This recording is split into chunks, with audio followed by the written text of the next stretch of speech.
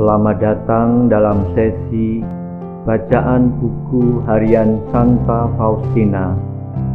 Para opa, oma, bapak, ibu, dan sahabat-sahabat sekalian, mari kita baca dan dengarkan bersama-sama.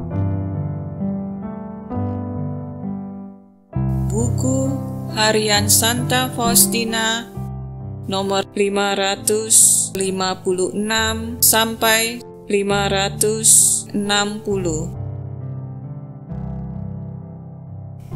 Surat menyurat.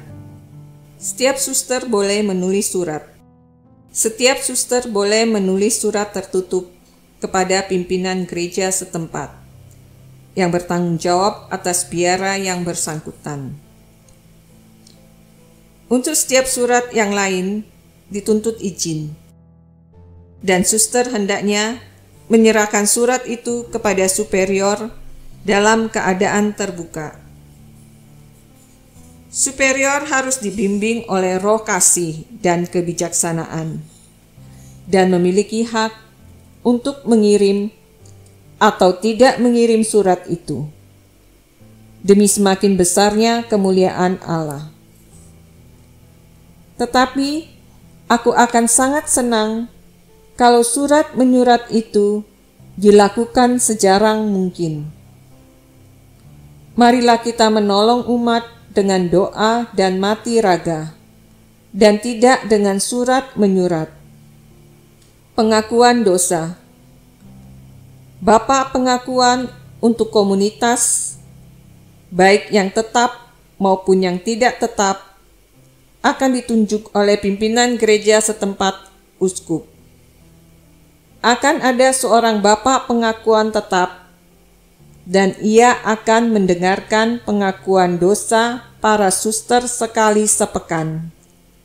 Bapa pengakuan yang tidak tetap akan datang sekali setiap 3 bulan, dan setiap suster harus menghadap dia meskipun ia tidak mengaku dosa.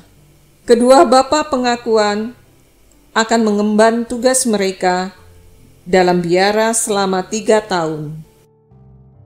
Kemudian akan ada pemungutan suara rahasia, dan superior akan menyerahkan hasilnya kepada pimpinan gereja setempat.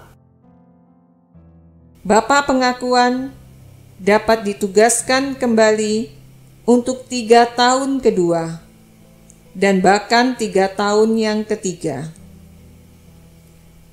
Para suster akan melakukan pengakuan dosa mereka melalui suatu tirai yang terkunci. Konferensi-konferensi untuk komunitas juga akan diberikan lewat suatu tirai yang ditutup dengan korden hitam. Para suster tidak pernah akan berbicara satu sama lain tentang pengakuan dosa atau tentang bapa pengakuan.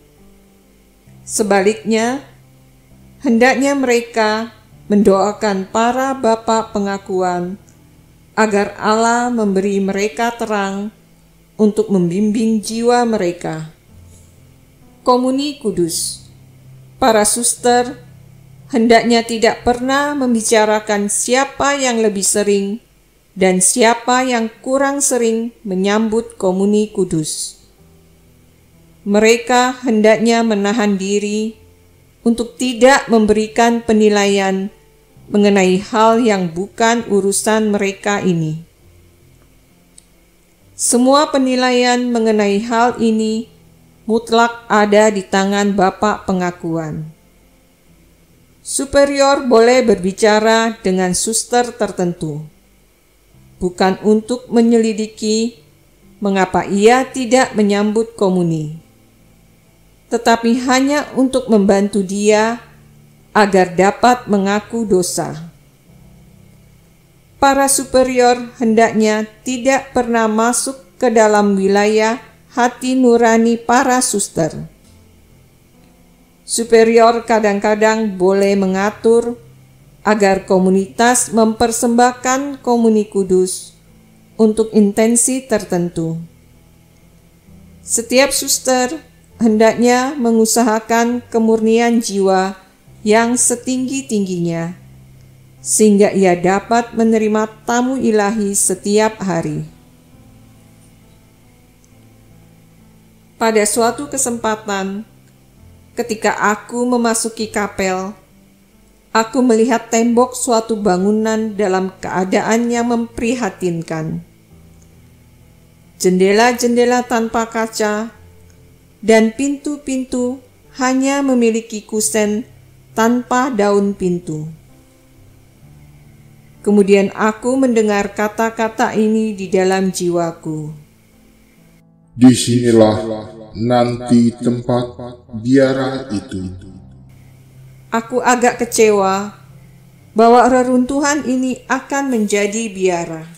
Kamis, aku merasa terdorong untuk secepat mungkin bertindak sesuai dengan kehendak Tuhan. Sementara melakukan pengakuan dosa, aku mempertahankan pendapatku sendiri atas pendapat Bapak pengakuan. Mula-mula, aku tidak menyadari hal ini. Tetapi ketika aku melaksanakan jam kudus, aku melihat Tuhan Yesus sebagaimana ia menampakkan diri dalam gambar kerahiman ilahi itu. Ia memberitahukan kepadaku bahwa aku harus mengulangi kepada Bapa pengakuan dan superiorku segala sesuatu yang ia katakan kepadaku atau ia minta dariku. Dan lakukanlah hanya apa yang diizinkan untuk engkau lakukan. Dan Tuhan Yesus membuatku memahami betapa kecewa ia dengan orang-orang yang memaksakan kehendak sendiri. Dan aku sadar bahwa akulah salah satunya. Aku melihat bayangan kehendakku sendiri itu di dalam diriku. Dan aku menghempaskan diri ke dalam debu di hadapan keagungannya, dan dengan hati yang remuk redam, aku memohon pengampunannya. Tetapi Yesus tidak membiarkan aku tetap dalam keadaan ini untuk waktu yang lama. Tatapan ilahinya memenuhi hatiku dengan sukacita yang sedemikian besar, sehingga aku tidak mempunyai kata-kata untuk mengungkapkannya. Dan Yesus memberitahukan kepadaku agar aku menyampaikan lebih banyak pertanyaan kepadanya dan meminta nasihatnya. Sungguh, begitu manisnya tatapan Tuhanku. Matanya menembus jiwaku sampai ke relung-relungnya yang paling tersembunyi. Rohku berkomunikasi dengan Tuhan tanpa sepatah kata pun yang terucap. Aku sadar bahwa Ia tinggal di dalam aku dan aku di dalam Dia.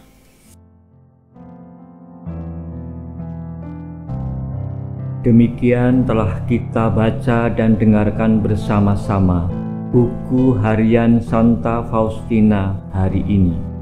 Kita akan lanjutkan bersama-sama besok di waktu yang sama. Berkah dalem.